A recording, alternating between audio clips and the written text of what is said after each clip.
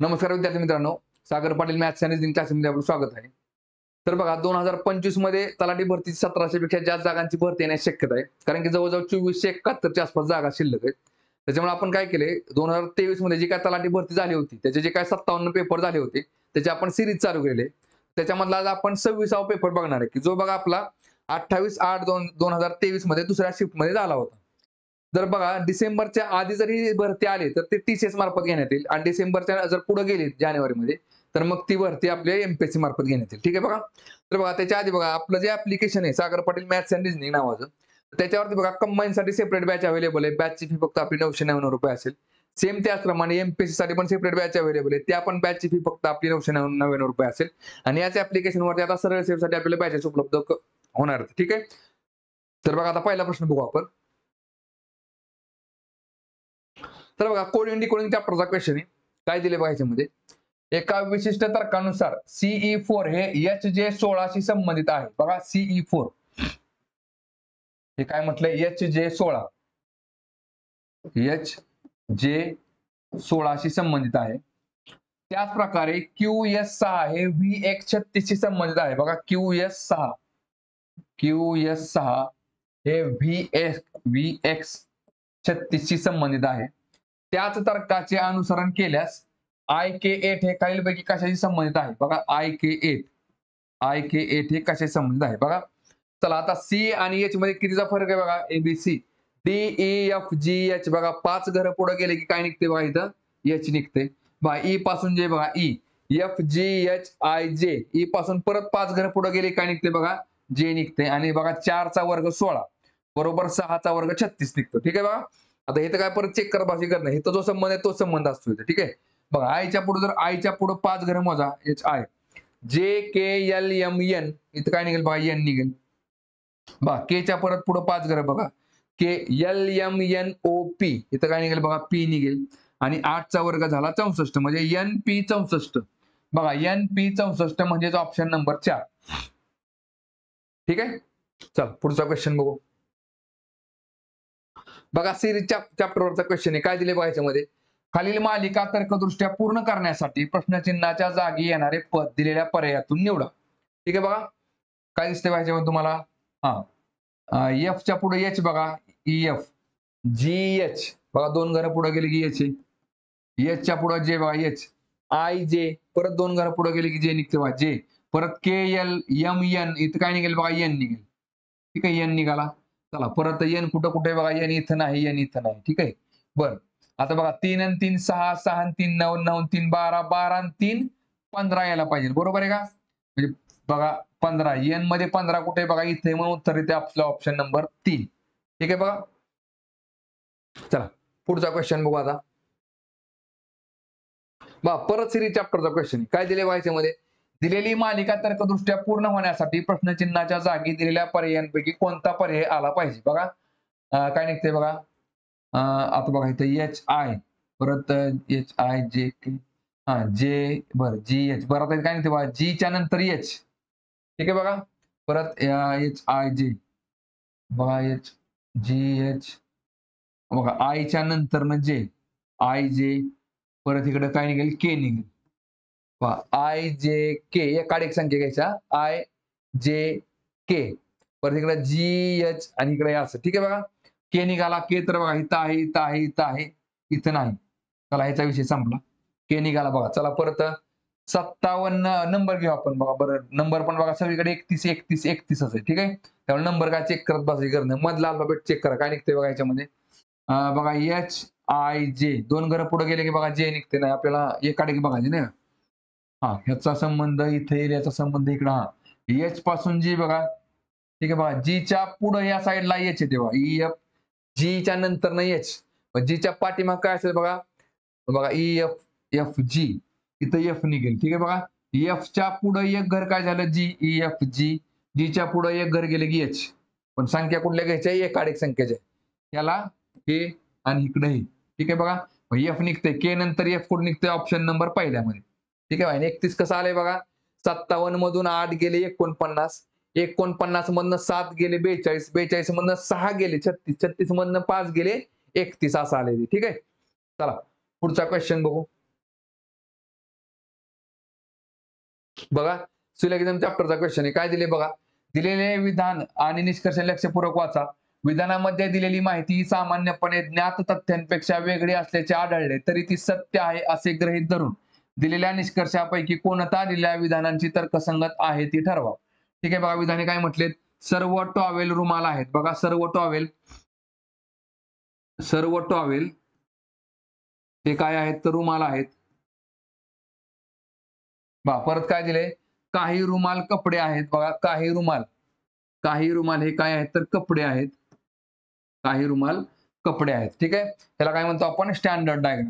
होकारार्थी निष्कर्ष बघा, दोन्ही निष्कर्ष काय होकारार्थी आहेत, म्हणजे एवढी एकच डायग्राम आपल्याला पुरेशी आहे. ठीक आहे बघा काय दिसतंय, सर्व टॉवेल कपडे आहेत. बघा सर्व टॉवेल कपडे आहेत का, बघा टॉवेलचा आणि कपड्याचा काय संबंध आहे का, नाही. सर्व टॉवेल कपडे आहेत का, नाही. पहिलं चूक झालं. 2 नंबर बघा, सर्व कपडे टॉवेल आहेत. बघा सर्व कपडे टॉवेल आहेत का, तर नाही. बघा कपड्या आणि टॉवेलचा काही संबंध नाही, त्यामुळे हे पण झालं चूक. ठीक आहे, उत्तर काय निघेल बघा मग, निष्कर्ष 1 किंवा निष्कर्ष 2 पैकी एकही तर्कसंगत नाही, म्हणजेच ऑप्शन नंबर 2. ठीक आहे, चला पुढचा क्वेश्चन बघू. बघा टाइम डिस्टन्स स्पीडचा क्वेश्चन आहे. आणि बघा ह्या पेपरमध्ये लक्षात घ्या, आता आपण 26वा पेपर बघतोय. 24वा पेपर मधले बरेच प्रश्न ह्या पेपरमध्ये रिपीट झालेले आहेत. येते लक्षामध्ये बघा, जवळजवळ निम्म्यापेक्षा जास्त पेपर आहे असा रिपीट झालेला आहे. ठीक आहे, त्यामुळे तेच प्रश्न आपल्याला डबल इथं बघावे लागणार आहेत. काय दिसतंय बघा, ए आणि बी या 2 स्थानकांमधील अंतर 778 किलोमीटर आहे. मोहन ए ते बी पर्यंतचा प्रवास 84 किलोमीटर पर आवर या वेगाने पार करतो आणि 56 किलोमीटर पर आवरच्या एक समान वेगाने ए वर परततो. संपूर्ण प्रवासादरम्यानचा त्याचा सरासरी वेग शोधा. बघा आता जाताना आणि येताना अंतर सेम आहे, लक्षात घ्या. ए आणि बी पर्यंतचा जो प्रवास आहे तो किती दिलाय बघा, 778. आता इथे एक लक्षात घ्या, इथे 778 किलोमीटर अंतर पूर्ण करायला 84 किलोमीटरने किती वेळ लागला, किंवा ते 778 किलोमीटरचं अंतर पूर्ण करायला 56 किलोमीटरने किती वेळ लागला, हे काढत बसायची गरज नाही. लक्षात घ्या, अंतर जर समान असेल, बघा अंतर जाताना पण समान आणि येताना पण समान जर असेल, तर त्यावेळेस बघा लक्षात घ्या, आपल्याला ऍव्हरेज वेग विचारलाय, बरोबर आहे की नाही. ऍव्हरेज वेग, सरासरी वेग विचारलाय. त्यावेळेस आपल्याला अंतराशी काही घेणं देणं नसतं, लक्षात घ्या. म्हणजे ह्या ठिकाणी 778च्या ऐवजी 578 असेल, 400 असेल, 200 असेल, आणि तेच अंतर जर आपण 84 56 ने जर पूर्ण केलं असेल, तर सरासरी वेग जो आता आपला निघणार आहे ना, तोच निघणार, सगळीकडे सेमच असतो, लक्षात घ्या. ठीक आहे, कारण की अंतर सेम आहे, बरोबर आहे का, जाताना पण सेम आहे, येताना पण सेम आहे. लक्षात घ्या, मग तिथं फॉर्म्युला कुठला असतो लक्षात घ्या, 2ab divided by a plus b. बघा आता ह्याच्यामधला एक वेग किती आहे बघा, आपला 84 किलोमीटर, म्हणजे काय 2 गुणिले 84 गुणिले दुसरा वेग किती आहे बघा, 56 किलोमीटर आहे. आणि बघा दोन्ही वेगाची बेरीज काय असते बघा, 84 अधिक 56. ठीक आहे, आपण 84 अधिक 56 बरं, इकडे लिहा 84 अधिक 56. मग काय निघेल बघा इकडे आता, 8 आणि 5 13, 13 आणि 1 14, मग 140. बघा 2 गुणिले 84 गुणिले 56 भागिले काय निघेल बघा 140. ठीक आहे, चला काय निघते बघा आता इथं, 14 1 14, 14 1 14, 14 पंचे 70, 14 सक्क 84. ठीक आहे बघा, चला परत काय निघेल बघा, 6 दुने 12, 12 गुणिले 56 करा. 56 गुणिले 12 करा, काय निघते इकडं, 12 सक्क 72, परत 12 पंचे 60, 60 न 7 की झाले 67, म्हणजे 672. ठीक आहे बघा, 672 छेद किती आला बघा 10, म्हणजेच किती आलं बघा 67.2 किलोमीटर पर आवर. हे तुमचं काय असणार आहे बघा, ताशी सरासरी वेग असणार आहे 67.2 किलोमीटर. ठीक आहे, चला पुढचा क्वेश्चन बघू आता. बघा ह्याच्यावरचा क्वेश्चन आहे बघा, रिजनिंग वरचा. खालील 4 पैकी 3 पर्यायात एक विशिष्ट साधर्म्य आहे आणि त्यामुळे त्यांचा एक गट तयार होतो. कोणता पर्याय त्या गटात बसत नाही, अॅनालॉजीवरचा प्रश्न आहे बघा. 4 मधल्या 3 ह्याच्यामध्ये सारखा सहसंबंध आहे आणि एक काय तर वेगळा आहे, तो वेगळा शोधायचा आपल्याला. बघा काय निघतंय, पी च्या नंतर एक्स कधी येते बघा, O P, Q R S T U V W X, 8 घरं पुढे गेली की. ठीक आहे, आणि एक्स पासून बी मोजा बघा, एक्स वाय झेड, नंतर परत ए बी, बरोबर 4 घरं पुढे गेली की. चला परत आता जी आणि ओ मध्ये बघा, E F G, H I J K L M N O, 8 घरं पुढे गेली की ओ निघते. आणि ओ पासून एस बघा, O P Q R S, परत 4 घरं पुढे गेले की एस निघते. चला टी पासून बी बघा, S T, U V W X Y Z A आणि बी, बरोबर 8 घरं पुढे गेली की बी निघते. आणि बी पासून एच बघा, A B, C D E F G H, 6 घरं पुढे गेले की एच निघते. ठीक आहे बघा. बघा इकडे 8 4 8 4 इथं 8 6 आहे. म्हणजे आपलं उत्तर 100% ऑप्शन नंबर 3 असणार आहे. तरी पण पर्याय एकदा 4 नंबर चेक करून घ्या. बघा जे पासून आर बघा जे KLMNOPQR बरोबर 8 घरं पुढे गेले की आर निघते. आणि आरच्या परत पुढे व्ही बघा OPQR STUV परत 4 घरं पुढे गेले की व्ही निघते. म्हणजे बरोबर आपलं उत्तर काय निघते ऑप्शन नंबर 3. ठीक आहे. चला पुढचा क्वेश्चन बघू. बघा सिरीज चॅप्टरचा क्वेश्चन आहे. काय दिले बघा याच्यामध्ये दिलेल्या मालिकेमध्ये प्रश्नचिन्हाच्या स्थानी काय आले पाहिजे. बघा 1 5 बरोबर इथे काय असते 1 5 22 91 368. ठीक आहे बघा. आता इथे काय असते बघा 1 गुणिले 4 4 अधिक 1 5. ठीक आहे बघा. परत 5 गुणिले 4 20 20 अधिक 2 22 बघा. 22 गुणिले 4 88 अधिक 3 91 म्हणजे इथे 91 गुणिले 4 किती निघेल बघा 364 364 अधिक 4 केले की 368 निघते. मग इकडे काय निघेल बघा गुणिले 4 अधिक 5 करावं लागेल. बरोबर आहे का. अधिक 1 2 अधिक 3 अधिक 4 अधिक 5 बघा 368 गुणिले 4 किती निघते बघा 4 8 32 4 सक 24 आणि 3 किती झाले 27 आणि 4 त्रिक 12 आणि 2 झाले 14 म्हणजे 1472 अधिक 5 करा म्हणजे बरोबर काय निघते बघा 1477. ठीक आहे 1477 म्हणजे ऑप्शन नंबर पहिला. ठीक आहे. चला पुढचा क्वेश्चन बघू आता. बघा चक्रवाढ व्याजावरचा प्रश्न काय दिले बघा रमेशने दर साल 5% दराने 1232 बँकेत गुंतवले 3 वर्षानंतर त्याला किती रक्कम मिळेल. बघा आता लक्षात घ्या हा तसर बघा गेला ना तर हा प्रश्न हा चक्रवाढ व्याजाचा प्रश्न लक्षात घ्या. कारण की 1232 रुपये तुम्ही बँकेत गुंतवले आणि 3 वर्षानंतर विचारले तुम्हाला. मग याचा अर्थ काय असतो बघा 1232 रुपये बघा जे काय पहिले 1 वर्ष झाल्यानंतर जे काय तुम्हाला व्याज मिळेल ते काय केले बघा व्याज तुमच्या अकाउंट मुद्दलीमध्ये ऍड केलं जातं आणि परत त्या रकमेवरती तुम्हाला व्याज दिलं जातं. थोडक्यात काय मग व्याजावरती पण व्याज मिळलं जातं 5% दराने. ठीक आहे जो काय व्याजदर असेल तो म्हणजे व्याजावर व्याज म्हणजे चक्रवाढ व्याज. पण हे कारण की आपण 3 वर्षानंतर जे अमाऊंट घेतो ना बरोबर आहे की नाही.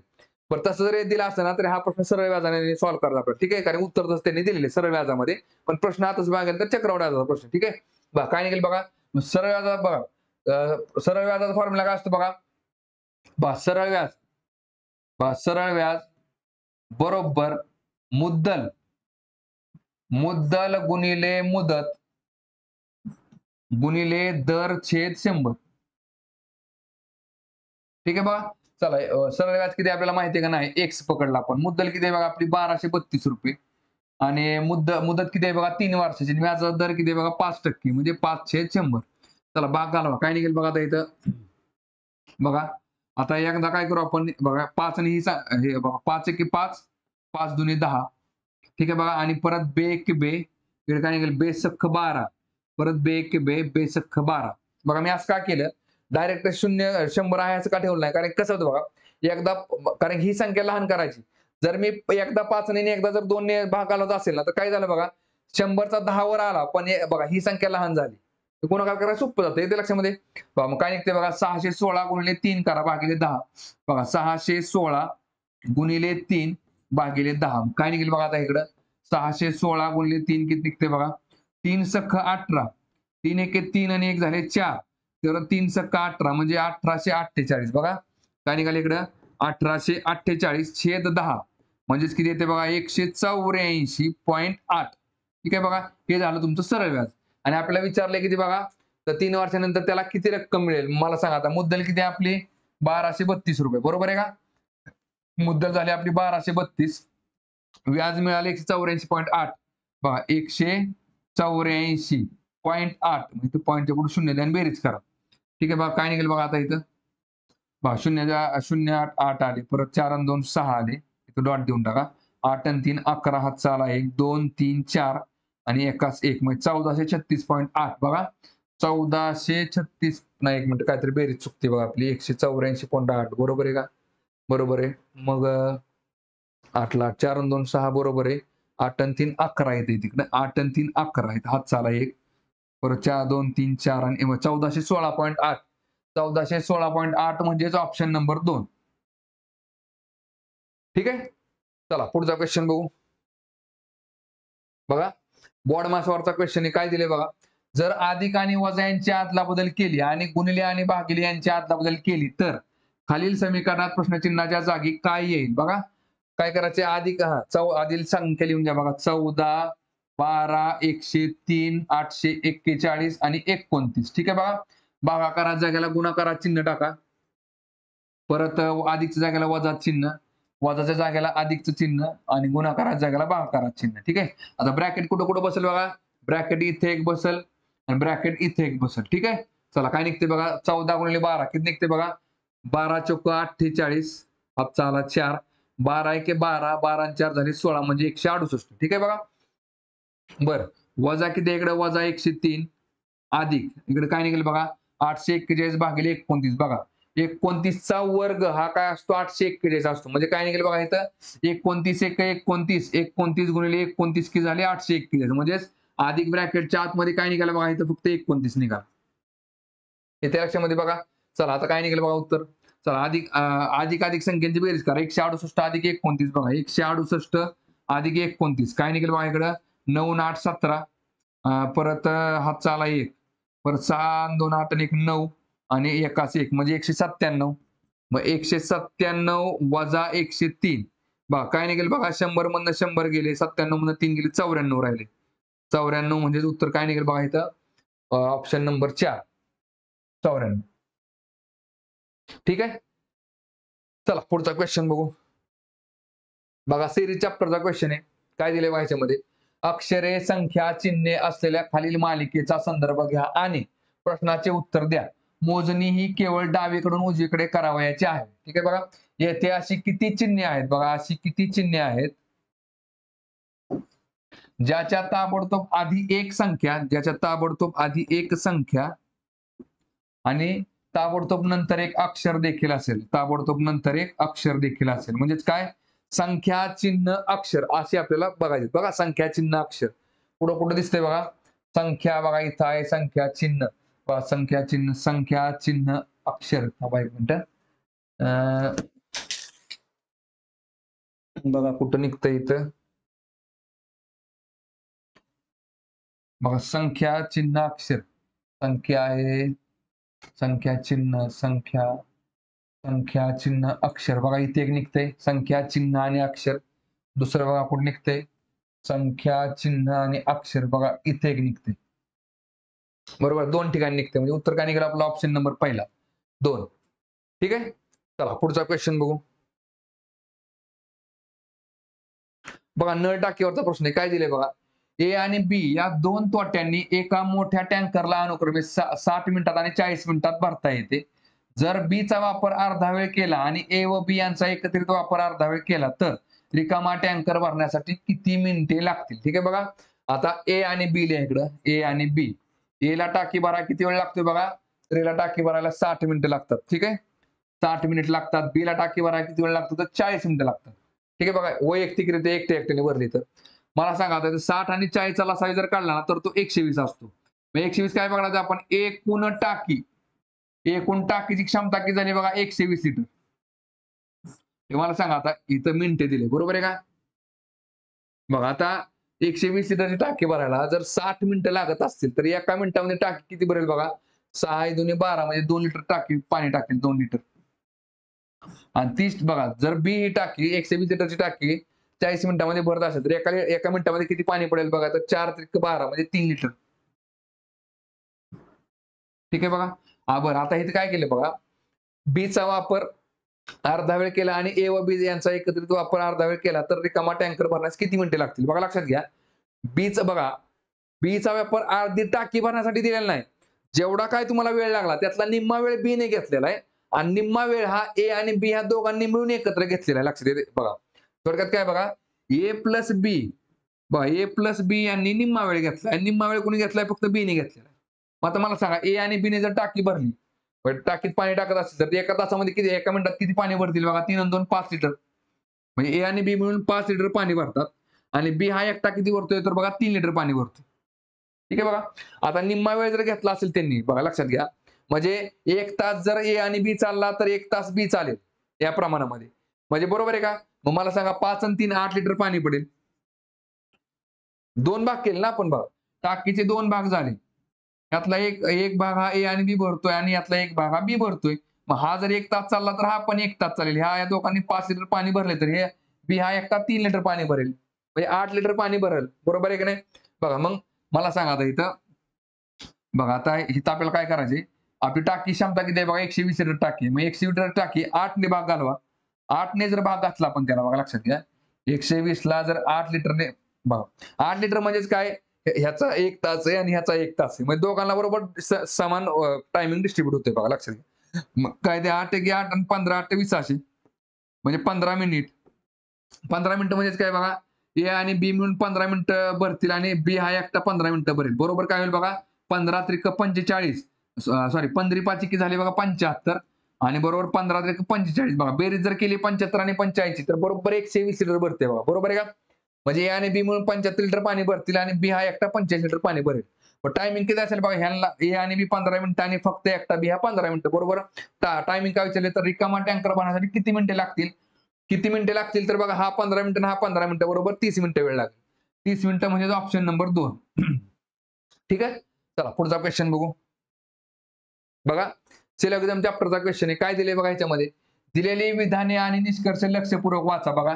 विधानांमध्ये दिलेली माहिती ही सामान्यपणे ज्ञात तथ्यांपेक्षा वेगळी असल्याचे आढळले तरी ती सत्य आहे असे गृहीत धरून दिलेल्या निष्कर्षांपैकी कोणता निष्कर्ष विधानांची तर्कसंगत आहे ते ठरवा. बघा विधाने काय म्हणतात? सर्व आरसे कंगवे आहेत. बघा सर्व आरसे हे कंगवे आहेत. सर्व आरसे कंगवे आहेत. परत काय दिले बघा? सर्व कंगवे पावडर आहेत. बघा सर्वच्या सर्व कंगवे हे पावडर आहेत.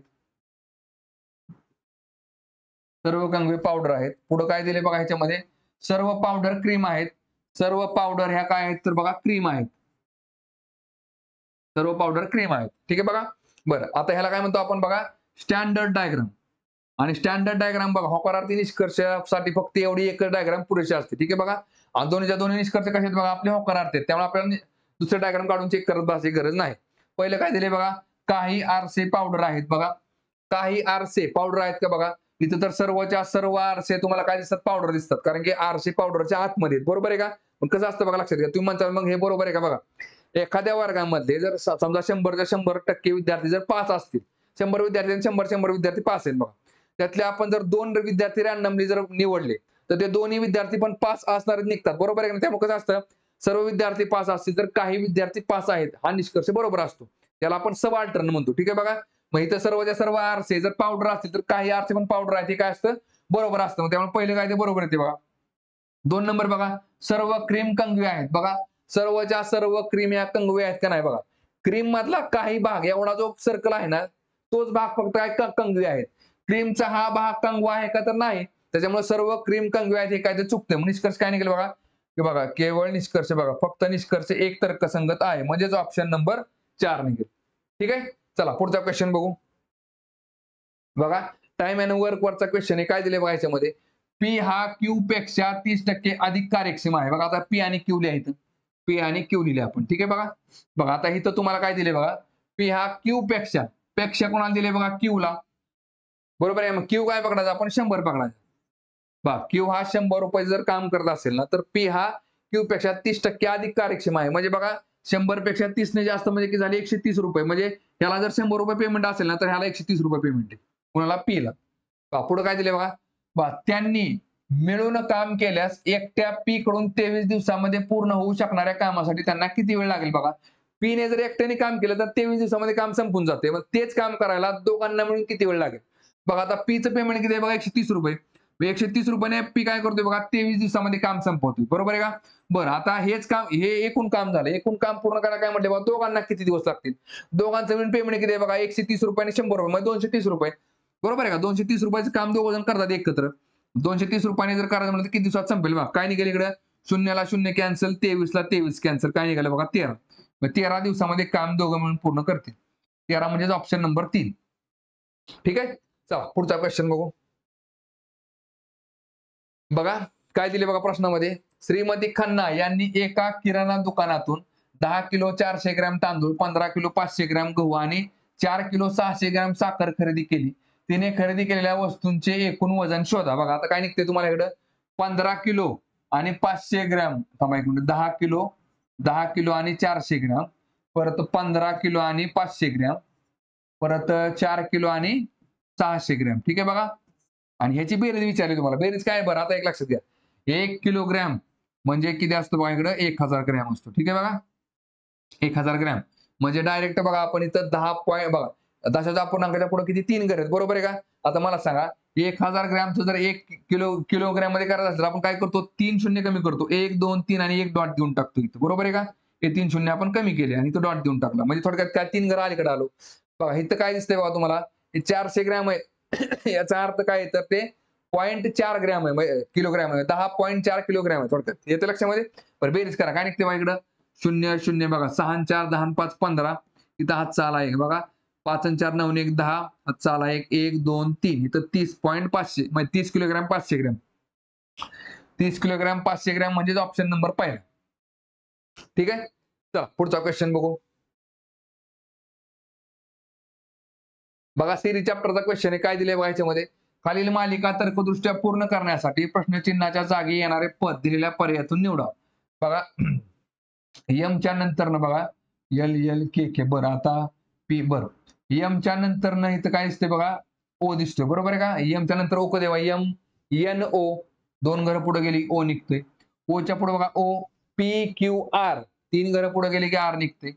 मग आरच्या पुढे बघा व्ही, बघा O P Q R, S T U V, 4 घरं पुढे गेले की व्ही निघते. म्हणजेच काय 4 3 2 आणि इथं 1 निघल, बरोबर आहे का? मग यमच्या पाठीमागे एक घर जावं, काय निघेल बघा, एल एम म्हणजे एल निघेल बघा इथं एल. मग एल बघा इथं नाही, इथं नाही, या 2 ठिकाणी एल आहे. ठीक आहे बघा. आता बघा 29 मधनं 3 वजा केलं 26 झालं, 26 मधनं 3 वजा केलं 23, 23 मधनं 3 गेलं 20, 20 मधनं 3 गेलं काय निघते बघा 17, 17 कुठे बघा इथे एल नंतर 17, ऑप्शन नंबर 2. ठीक आहे. चला पुढचा क्वेश्चन बघू आता.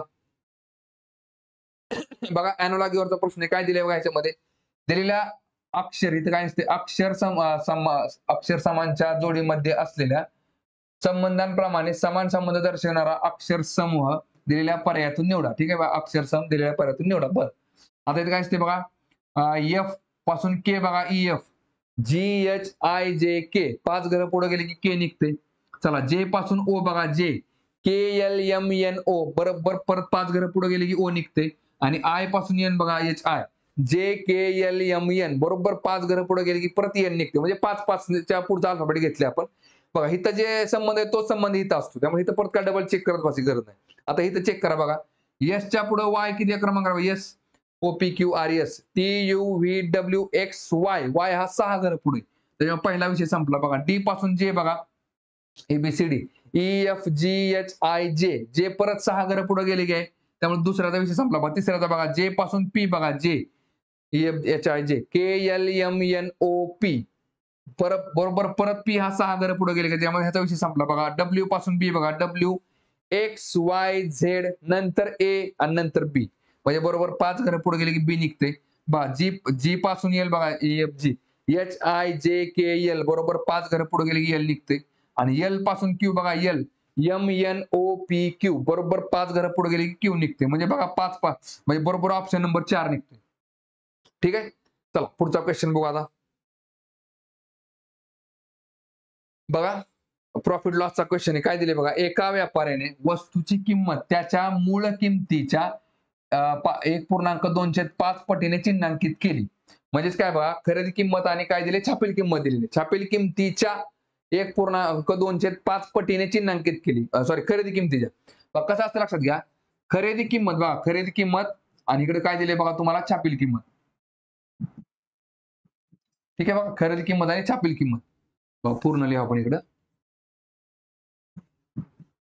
खरेदी किंमत आणि इकडे काय बघा, छापील किंमत. बघा लक्षात घ्या ना, पुढे काय दिले, आणि त्याने ती छापील किमतीच्या 1720 दराने विकली, त्या वस्तूवरील त्याची नफ्याची टक्केवारी किती आहे. बरं आता इथे काय झालंय बघा, नफा झालाय. म्हणजे बघा खरेदी किंमत प्लस नफा बरोबर काय असते, विक्री किंमत असते. आणि बरोबर बघा छापील किंमत वजा सूट बरोबर पण काय असते, विक्री किंमत असते. म्हणजे हे एकमेकांच्या समोर असतात. येते लक्षामध्ये बघा. बघा आता खरेदी किंमत किती आहे बघा आपली, बघा 1.2/5 करा. आधी या पूर्णांक अपूर्णांकाचा अपूर्णांकामध्ये करून घ्या बघा. 5 एके 5 अधिक 2 किती झाले बघा 7. 7/5 आलं. ठीक आहे बघा. बरं इथे काय म्हटलंय बघा आता. मूळ किमतीच्या कोणाला दिलाय बघा मूळ किमतीला. ज्याला च्या असतो ना तो कुठं असतो बघा छेदाला असतो. मूळ किमतीच्या म्हणजेच काय खरेदी किंमत झाली तुमची 5. खरेदी किंमत झाली तुमची 5 आणि छापील किंमत किती झाली बघा 7. ठीक आहे बघा 7x काय असेल ती बघा. हा आणि बघा 7 झाली बघा आणि त्याने ती छापील किमतीच्या 17/20 दराने विकली. आज समजूया आपण बघा छापील किंमत तुमची 5 रुपये. खरेदी किंमत 5 रुपये, छापील किंमत तुमची 7 रुपये. ठीक आहे बघा. आणि विकली कितीने बघा तुम्ही तर ह्या 7 रुपयाच्या बघा सूट दिल्यानंतर नाही बघा सूट किती दिली तुम्ही त्याला 17/20 ने विकली म्हणजे याचा अर्थ काय 320 काय दिली तुम्हाला सूट दिली त्याला. बरोबर आहे का बघा. आता कसं असतं लक्षात घ्या बघा. मग थोडक्यात काय बघा खरेदी किंमत किती 5 रुपये आपली. 5 रुपयाच्या बघा लक्षात घ्या 5 रुपयाच्या 1% किमतीने आपण विकली इज इक्वल टू येते लक्षामध्ये बघा खरेदी किंमत प्लस नफा आहे. बरोबर आहे का 5 म्हणजे हे बघा खरेदी किंमत प्लस नफा. नफा आपल्याला माहिती नाही आपल्याला. बरोबर आहे का नाही बघा. मग खरेदी किमतीच्या ही एक्स म्हणजेच काय विक्री किंमत आहे आपली. खरेदी किमतीच्या 1% ने आपण विकली आणि तीच किंमत काय बघा 7 रुपये छापील किंमत आहे. त्या 7 रुपयाच्या छापील किमतीच्या कितीने विकली बघा 17/20 दराने विकली. म्हणजे 7 रुपयाची काय रक्कम आपण जर पकडली तर त्याचा 17/20 भाग जो आहे ना त्या किमतीने आपण विकली. ठीक आहे माहिती इथं बरोबर आपली नफ्याची कळून जाते बघा. बघा इथं काय निघेल बघा एक जागाला ठेवा आणि हे बघा एक जागाला ठेवा बघा हे 7 गुणिले 17 छेद काय बघा 20 आहे. बरोबर आहे का.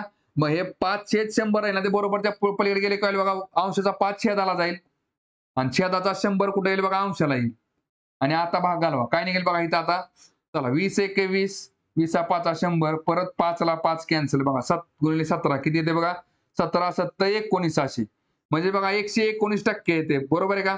मग 119% म्हणजेच काय बघा खरेदी किंमत आपली 100% असती आणि त्याच्यावरती 19% जास्त म्हणजेच काय नफा झाला तुमचा 19% म्हणजे जो ऑप्शन नंबर पहिला.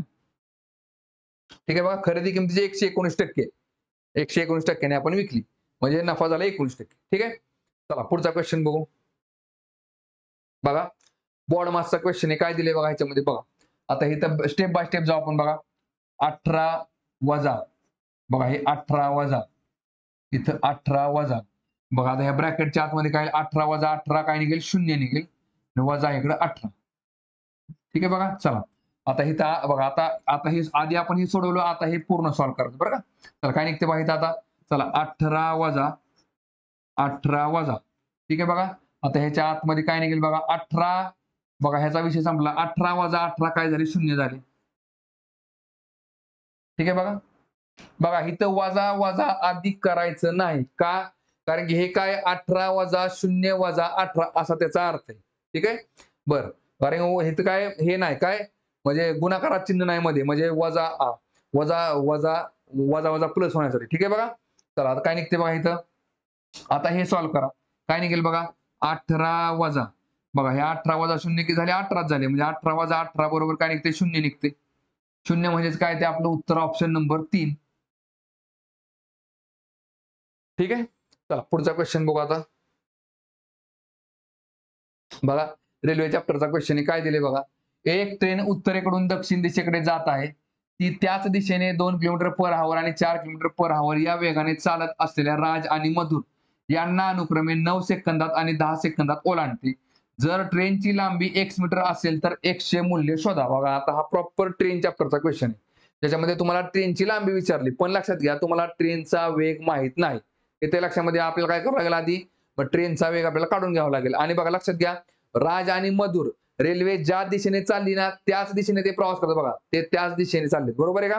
म्हणजे वेगाची काय होईल बघा ऍडिशन. आता बघा रेल्वे चॅप्टरला आपण एकच फॉर्म्युला यूज करतो कुठला असतो लक्षात घ्या बघा लांबी बघा लांबी गुणिले 3600 बरोबर वेग गुणिले वेळ.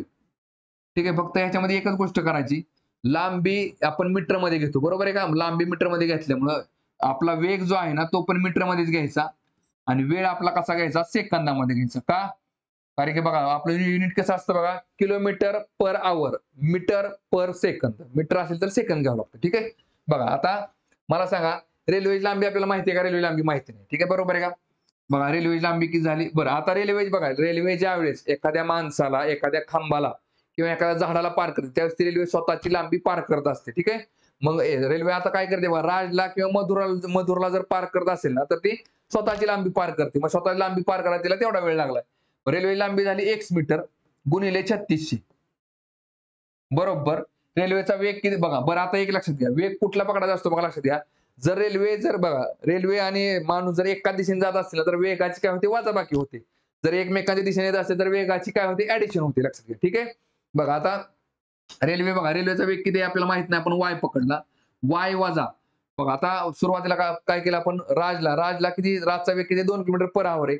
पण तो कसा घ्यायचा, मीटर मध्ये घ्यायचा. म्हणजे वाय वजा 2000 मीटर. त्याला किती वेळ लागलाय बघा, तर त्याला पार करण्यासाठी 9 सेकंद वेळ लागलाय. ठीक आहे. बघा हे एक झालं. दुसरं काय दिसतंय बघा तुम्हाला. बघा आता हे आपण एक पकडलं. ठीक आहे. रातचा. आता मधुरला काय दिलंय बघा त्यांनी, मधुरला बघा x गुणिले 3600 बघा, x गुणिले 3600 हे तर सेमच राहणार आहे. कारण की रेल्वेचा वेग बरोबर 3600 काय असतात बघा, एका तासामध्ये 3600 सेकंद असतात. ठीक आहे. त्याच्यामुळे बघा लक्षात घ्या. आता इथे काय निघेल बघा, रेल्वेचा वेग तर सेमच राहणार आहे, वाय वजा. फक्त काय आता इथे राजच्या ऐवजी रेल्वे आपण मधुरला पार केलेले. मधुरचा वेग किती आहे बघा, तर 4 किलोमीटर आहे. तो काय होईल बघा, वजा होईल. तो 4000 मीटर होईल. आणि ह्याला पार करायला किती वेळ लागलाय बघा, तर 10 सेकंद वेळ लागलाय, म्हणून गुणिले 10 सेकंद. ठीक आहे. बरं ह्याच्यामध्ये काय दिसतंय बघा तुम्हाला, ह्याच्या अपोजिटला हे इज इक्वल टू आहे आणि ह्याच्या इज इक्वल टू आहे. म्हणजे ह्या दोन्ही व्हॅल्यू जर सेम असतील तर साहजिकच ह्या पण व्हॅल्यू काय असतील, सेमच असतील. बरोबर आहे का. मग काय निघेल बघा आता इथं, इथं काय निघेल बघा, वाय वजा 2000 आणि त्याला कितीने गुणले आपण, 9 ने. बरोबर. इकडे काय दिसते बघा, वाय वजा 4000 आणि त्याला कितीने गुणले बघा, तर 10 ने. ठीक आहे. बघा चला आता इथं इक्वेशन सॉल्व्ह करा. 9 गुणिले वाय किती आले बघा, 9y वजा 9 गुणिले 2000 किती झाले, 9 दुणे 18000 बरोबर. 10 गुणिले वाय किती झाले बघा, 10y वजा 10 गुणिले 4000 बघा किती झाले, इकडे 40000. ठीक आहे. बघा चला आता हे 10y जे आहे ना, ते 9y बरोबरच्या पलीकडे टाका. काय होईल बघा, इकडं 10y वजा किती झाले बघा, इकडे 9y आणि वजा 40000 बरोबरच्या अलीकडे आणा, मग ते काय होईल, अधिक होईल. 40000 वजा किती झाले, इकडे 18000 बघा. मग काय होईल बघा, 10तनं 9 गेले, राहिलो 1y आणि 40 मधनं 18 गेले, राहिले किती, 22000y. ठीक आहे. मग थोडक्यात 22 किलोमीटर पर आवर. बरं आता रेल्वेचा वाय म्हणजेच काय, रेल्वेचा वेग आहे. बरोबर आहे का. हा झाला रेल्वेचा वेग. आता रेल्वेचा वेग कळला आपल्याला, मग रेल्वेची लांबी काढू आता आपण. आता फॉर्म्युला तोच असतो, लक्षात घ्या आपला. ठीक आहे. फॉर्म्युला कुठला आपला, हाच आहे एक्स. बरं आता या दोन्हीपैकी एक कुठलं तरी एक समीकरण घ्या, एक घ्या किंवा दोन्ही घ्या. दोन्हीपैकी कुठले एक घ्या, काय फरक पडतो. पहिले घेऊ आपण x गुणिले 3600 बघा, x गुणिले 3600 बरोबर. y ची व्हॅल्यू काय बघा, 22000 मीटर आहे, म्हणजे 22 किलोमीटर पर आवर. ठीक आहे. इथे मीटर मध्ये आपण काय केलं, इकडे 22000 मीटर लिहिलं. वजा हे किती आलं बघा, 2000 आणि त्याला किती वेळ लागलाय बघा, तर 9 सेकंद वेळ लागलाय. ठीक आहे. बघा चला आता काय निघेल बघा इथं, चला हे बरोबरच्या 22,000 मध्ये 2000 गेले, राहिले किती, 20000 गुणिले हे 9 आणि बघा हे एक जागाला ठेवा आणि 3600 काय करा, बरोबरच्या पलीकडे टाका, जे की छेदाला जाईल. आणि आता भाग घालवा, काय निघेल बघा, या 2 शून्याला हे 2 शून्य गेले. 9 एके 9, 9 चोको 36, परत 4 एके 4, 4 पंचे 20 आणि किती आलं, 50. म्हणजे x ची व्हॅल्यू किती झाली बघा, 50 metre. x is equal to 50 म्हणजे ऑप्शन नंबर 2 येते. ठीक आहे. चला पुढचा क्वेश्चन बघू आता. बघा आता काय बघा, चक्रवाढ प्रश्न काय दिले बघा, त्रैमासिक गणनेनुसार वार्षिक 40% दराने 40,000 रुपये रकमेवर 1 वर्षात कमावलेले चक्रवाढ व्याज किती येईल. बघा आता इथं बघा, त्रैमासिक म्हणजेच काय केले बघा, व्याजाचा वार्षिक दर हा 40%. ठीक आहे. बघा पण तुम्ही जे व्याज जे आहे ना, ते दर 3 महिन्याला गोळा करताय. 3 महिन्याला गोळा करतो याचा अर्थ काय बघा, वर्षाला जर 40% असेल तर बघा वर्षामध्ये बघा 3 महिन्याचे किती कप्पे होतात, 3 3 2 6 3 3 9 3 चौक 12 4 कप्पे होतात. बरोबर आहे का नाही. मग मला सांगा, मग 40,000 जर वर्षाला असेल तर 3 महिन्याला किती निघेल, 10% निघेल. 10 10 2 20 10 30 10 चौक 40. बरोबर आहे का नाही. काय करायचं आपल्याला, वर्षामध्ये 4 वेळा आपण व्याज गोळा करणार आहे. पण कसं आहे लक्षात घ्या, चक्रवाढ व्याज म्हणजेच काय, जो 3 महिन्यानंतर जो तुम्हाला पहिला हप्ता मिळाला पाहिजे होता व्याजाचा, तो तुम्हाला न मिळाल्यामुळे तुम्ही काय करता, ते जे काय व्याज आहे ते व्याज मुद्दलीमध्ये ऍड करता आणि परत त्याच्यावरती पण व्याज गोळा करतात. त्यामुळे तर आपण त्याला काय म्हणतो, चक्रवाढ व्याज. मग इथं काय निघतं बघा. बरं इथे सॉल्व्ह कसं करतो आपण, काय सगळं फॉर्म्युला लिहित बसायचं करणार बघा. मुद्दल कुठली आपली, 40,000, इथे 40,000 लिहा गुणिले बघा, आता व्याज दर किती मिळणार, दर 3 महिन्याला 10%. बरोबर आहे का नाही. मग 100 मध्ये 10 ऍड करायचं, 110 110/100 असं किती वेळा करायचं? 4 वेळा. 110/100 गुणिले 110/100 गुणिले 110/100. बघा आता हा जो फॉर्म्युला आहे तो कशाचा आहे? तर रास. मुद्दल प्लस व्याज हा एवढा फॉर्म्युला असतो रासचा. रास मधून जर आपण मुद्दल वजा केली, मुद्दल किती आपल्या इकडे 40,000, तर बरोबर आपल्याला काय मिळतं बघा? व्याज मिळतं. ठीक आहे बघा. चला आता महत्वाचं काय हे सॉल्व्ह करणे आपलं. ठीक आहे बघा. ह्याला आपण नंतर बघू. बघा काय निघते आता त्याच्यामध्ये बघा. चला ह्या 2 शून्याला हा 1 आणि हा 1 शून्य गेला. परत ह्या 2 शून्याला हा 1 आणि हा 1 शून्य गेला. परत ह्या 2 शून्याला हा 1 आणि हा 1 शून्य गेला. ठीक आहे. परत ह्या 2 शून्याला हे 2 शून्य गेले. ठीक आहे. चला आता 11 गुणिले 11 झाले 121 आणि परत 11 गुणिले 11 झाली 121. त्याचा गुणाकार करू. काय निघते बघा? 1 1 1 1 दुनी 2 1 1 1. चला शून्यला इकडं बे 1 बे, बे दुनी 4 आणि परत बे 1 बे. परत 2 शून्य द्या इकडं. परत 1 1 1 1 दुनी 2 आणि 1 1 1. चला ऍडिशन करा इकडं. इथं आला 1. परत 2 आणि 2 4. परत 4 आणि 1 5 आणि 1 6. परत 2 आणि 2 4 आणि हातचा इकडे 1. ठीक आहे बघा. बरं आता परत कितीने गुणायचे बघा? 4 ने गुणायचे. 14,641. बघा 14,641 गुणिले 4 ने गुणा. काय निघते बघा इकडं? 4 1 4, 4 चोक 16, 4 सक 24 आणि 1 25. परत 4 चोक 16 आणि 2 18. परत 4 1 4 आणि 1 5. ठीक आहे बघा. म्हणजे 58,564. ह्याच्यामधनं फक्त काय करायचं आपल्याला? 40,000 वजा करायचे. 40,000 जर वजा केले तर खाली किती राहते बघा? 18,564 म्हणजे 40,000 रुपये मुद्दल. व्याज मिळालं 18,564 म्हणजे किती बघा? Option number 2 18,564. ठीक आहे. चला पुढचा क्वेश्चन बघू आता. बघा सिरीज चॅप्टरचा क्वेश्चन आहे. काय दिले बघा याच्यामध्ये? दिलेल्या मालिकेत प्रश्नचिन्हाच्या जागी काय यायला हवे? बघा 24 149. बघा 24 149 213 240 आणि 248. ठीक आहे बघा. चला आता 24 आणि 49 मध्ये 149 मध्ये किती फरक आहे बघा? 100 अधिक 125 चा फरक आहे. ठीक आहे बघा. चला 149 आणि 213 मध्ये बघा 50 आणि 13 60 63 64 चा फरक आहे. अधिक 64. परत 213 आणि 240 मध्ये बघा अधिक 27 चा फरक आहे. परत 240 आणि 248 मध्ये अधिक 8 चा फरक आहे. आता ह्याच्यामध्ये काय दिसतंय बघा तुम्हाला? इथं हा झाला 5 चा घन. ठीक आहे. हा झाला परत 4 चा घन. हा झाला 3 चा घन. इथं झाला हा 2 चा घन. मग आता येईल तो काय असेल बघा? तर 1 चा घन असेल. 1 चा घन झाला किती? 1च. बरोबर आहे का? इथं अधिक 1 करा. मग 248 अधिक 1 किती झाले बघा? 249. ठीक आहे. म्हणजेच ऑप्शन नंबर काय निघते बघा? 2 निघते. ठीक आहे. चला पुढचा क्वेश्चन बघू आता.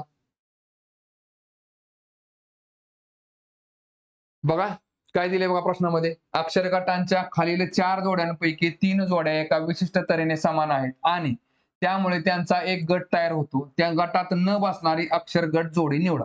ठीक आहे बघा. चला BKCL बघा. आता मला सांगा बीच्या नंतर बघा काय दिसतंय तुम्हाला? सी दिसतंय. केच्या नंतर बघा JKL. केच्या नंतर L बरोबर. म्हणजे अधिक 1 इथं पण अधिक 1 आहे बघा. परत बघा Xच्या पुढे Y आहे. जीच्या परत पुढे काय बघा? H आहे. इथं पण अधिक 1 इथं पण अधिक 1. मग एक घर पुढचं घेतलं आपण. ठीक आहे बघा. JK बघा. जेच्या नंतर बघा K एक घर पुढं आणि OPQRST. एसच्या परत पुढे एक घर T येते. ठीक आहे बघा.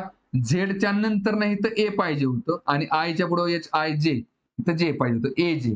त्यामुळे उत्तर काय ते आपलं ऑप्शन नंबर 4 जे की चुकी. म्हणजे 3 काय सहसंबंध सारखे आहेत. 1 2 3 ला 4 ला वेगळा. ठीक आहे. चला पुढचा क्वेश्चन बघू. बघा आता कशावरती बघा? नफा तोटावरती प्रश्न आहे. काय दिले बघा? 6 वस्तूंची मूळ किंमत ही 10 वस्तूंच्या विक्री किमती एवढी आहे. नफा किंवा तोट्याची टक्केवारी शोधा. ठीक आहे बघा.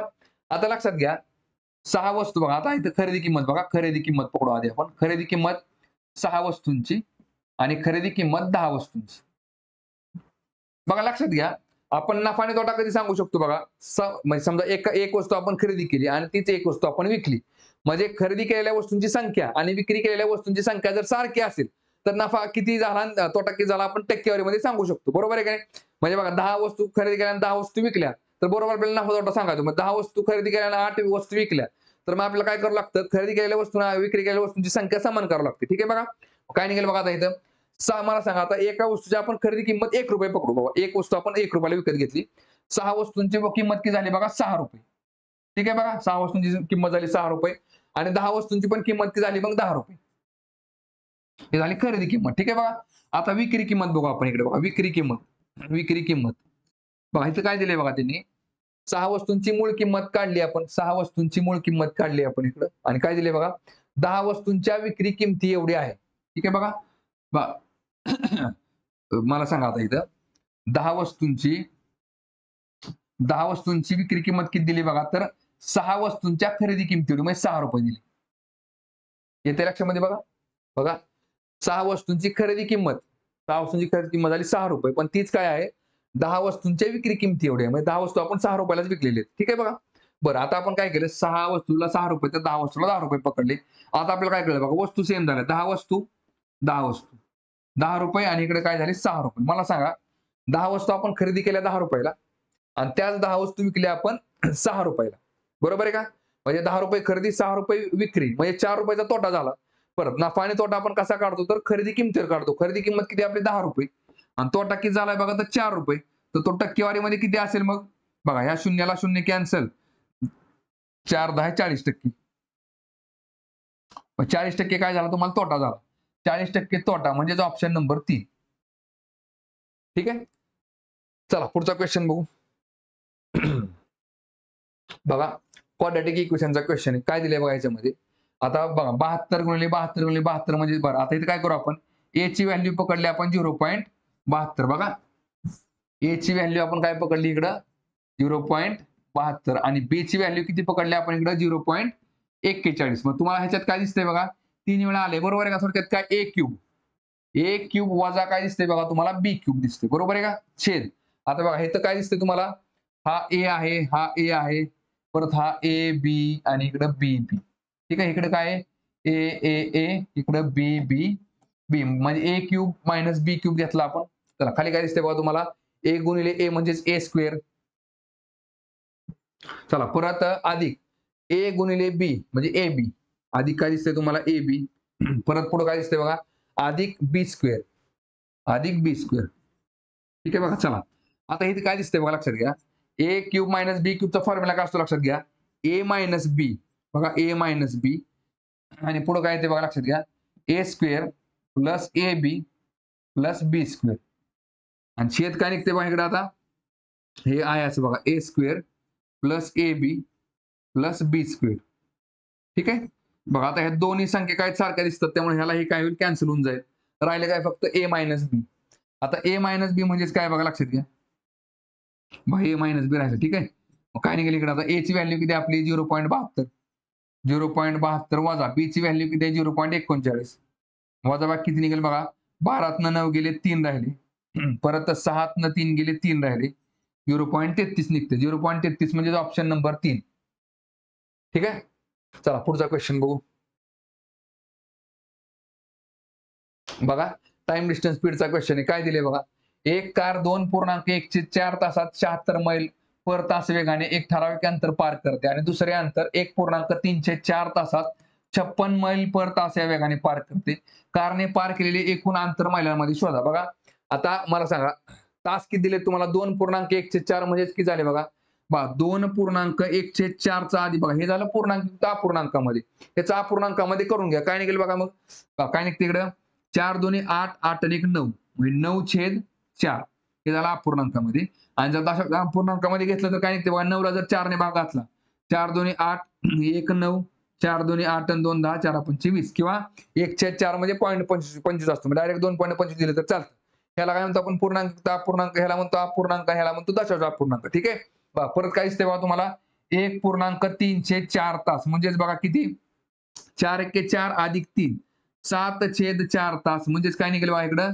बघा 7 ला जर 4 ने भागलं तर 4 1 4 3 राहिले 4 7 28 2 राहिले 4 5 20 म्हणजे 1.75 तास ठीक आहे बघा बरं आता सॉल्व्ह करताना बघा एक तर ही व्हॅल्यू घ्या अपूर्णांकाची किंवा दशांश अपूर्णांकाची पण मला काय म्हणायचंय जास्त फास्ट कॅल्क्युलेशन आपण 9.9 चे 4 ने करू शकतो कारण की का 4 ने आपण डायरेक्ट 36 ला भाग घालू शकतो कसं लक्षात घ्या बघा आता आपल्याला काय विचारले अंतर विचारले बरोबर आहे का मग काय असतं बघा वेळ गुणिले वेग बरोबर काय असतो इकडे अंतर असते बरोबर आहे का आता वेळ किती दिलाय बघा त्यांनी आपल्याला पहिला किती 9/4 तास आहे म्हणजे 2.25 तास मग तास वेग किती आपला 36 मैल आहे बरोबर आहे का नाही एका तासात 36 मैल तर मग 2.25 तास 9/4 म्हणजेच काय 2.25 तास आहे मग 2.25 तासात किती वेग किती आपला इथं 36 मैल आहे काय निघेल बघा आता इथं 4 एके 4, 4 नवे 36 म्हणजे 9 9 झाले बघा 81 किलोमीटर. आणि नंतरचे बघा, नंतर काय केलं, नंतरचा टाइम किती आपला 704 आहे. 704 वेळ झाला आणि वेग किती आहे बघा आपला तिथं 56 मैल आहे. 56 मैल बरोबर आहे का? मग तिथं अंतर किती असेल बघा, 4 एके 4, परत 4 एके 4, 4 चोक 16 म्हणजे 14 7 98. 14 7 98 काय निघाले बघा, मग 8 आणि 1 9 9 झाले आणि 9 आणि 8 17 म्हणजे 179 किलोमीटर अंतर पार होईल. 179 म्हणजे ऑप्शन नंबर 4. ठीक आहे. तर बघा थांबू आता आपण या ठिकाणी.